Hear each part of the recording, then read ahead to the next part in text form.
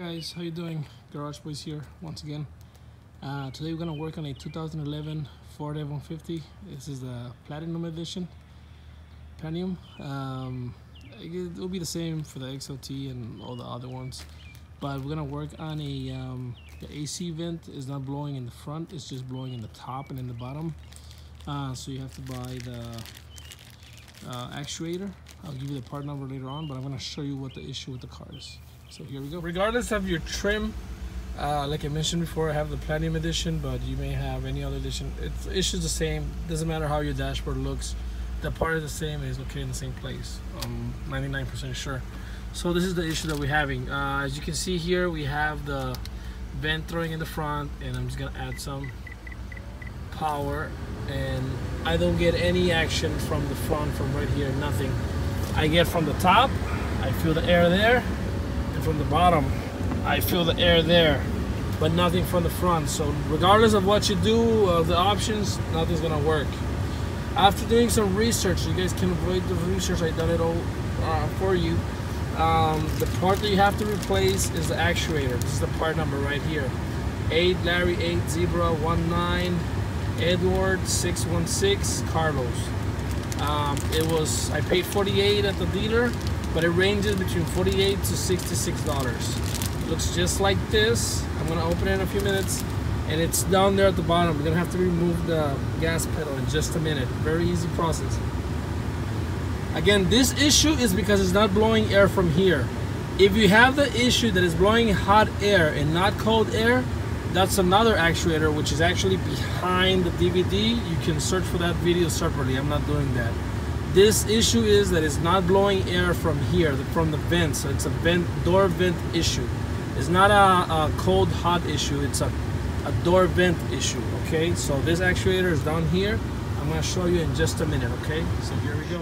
Where the actuator is, I'm gonna start from here, and it's gonna get tight in just a minute. But you're gonna come here by the gas pedal, which is this one, next to the wall, and then if you look on top, let me get some light, there we go.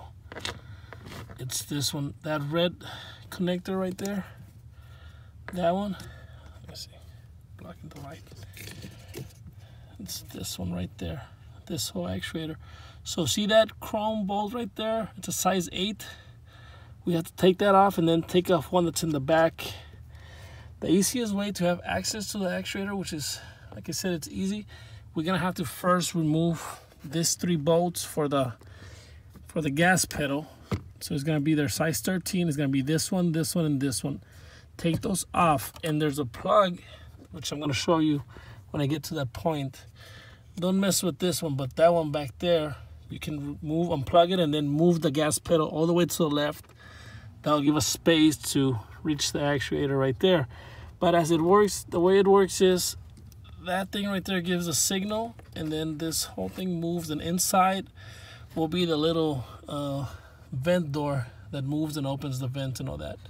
So let me start by removing this gas pedal. Very easy. Those 3 bolts are size 13 or half. And remove those 3, and then you can move the pedal to the side. And if you unplug that cable over there, that one, the gray one, this gray one right there, you can get some more space. So let me take this off and show you what you have to do. So I removed these 3 bolts. Let me just put it kind of back and show you. Remove the 3 bolts that I mentioned, size 13. Once you remove them, the whole gas pedal comes out. You can put it on the side. Then I came on and I unplugged this very easily. Oh, I got dirty already. I just press that button right here on the side, as you can see, and just pull down from here. That will give you just a little bit more space so you can push it on the side. Okay, now we're gonna move on to the actuator, which is this right here, this whole black box. So first you're gonna take this off. You pull this down, the red, and you can actually take it all the way off. Let me change hands. Yeah, see, it comes down, comes off, and then you can press this button. There's a button right there, and unplugs it, just like that. Very easy. Now you're gonna have this size 8 bolt right here. and there's one right back there. You feel it. I'm not sure if I can. Let me see if I can get in here. Oh yeah, you can see it. See this one right here? Yeah. Size 8, and then this one size 8. Remove those two, and this will come out. You have a lot of space to work on it, so it's hard for me to record and do it at the same time. So let me. I'm gonna pause the video. I'm gonna do this and remove it, and then put the new one in, and I'll show you.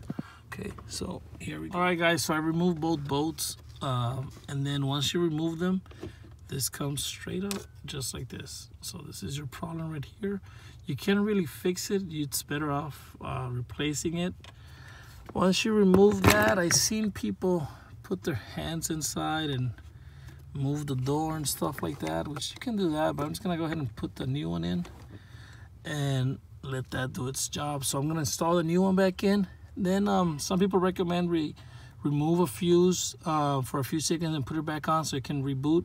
So I'm gonna show you guys how to do that as well. Let me just put this back in. Give me 1 second. All right, guys, so everything is back in order. I put everything back in.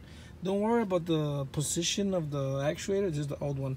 There's only one way you can put it because of the shape of the teeth. You can see the focus, but it has an opening here. So there's only one way you can put it, and then once you set that in, you turn and put it in position and push it in. There's only one way it can go in, so don't worry about putting it wrong or whatever. So there's no issue with that.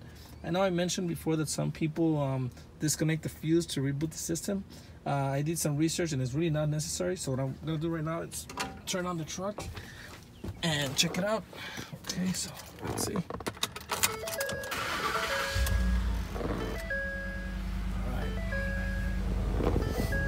Oh, I can feel it already. Yeah, there we go. So it's already blowing from here, which it wasn't doing that before. Like I said, it was just doing top and bottom. But let me go ahead and check all the different vents. So that's the front. Definitely, I can feel it right there. I'm gonna do front and bottom. So it's right there, and yep, I can feel it down there. Let's do just the bottom. Yes, I can feel it. And nothing there. Nothing there. And let's do defrost and bottom. I can feel it in the bottom. Yes, defrost, and nothing here. Perfect. Okay, put it back. There we go. Awesome. Definitely awesome fix. Very cheap. You can do it yourself. I know a lot of people wasted a lot of money at the dealer to fix it because it's a very common problem. The fixes, for me, it was $48. You may pay up to $66, but I did it within 10 minutes. The tools that you need, I'm gonna write them down here anyways, but it's just a size 13 and a size 8 millimeter socket with a ratchet, and that's it.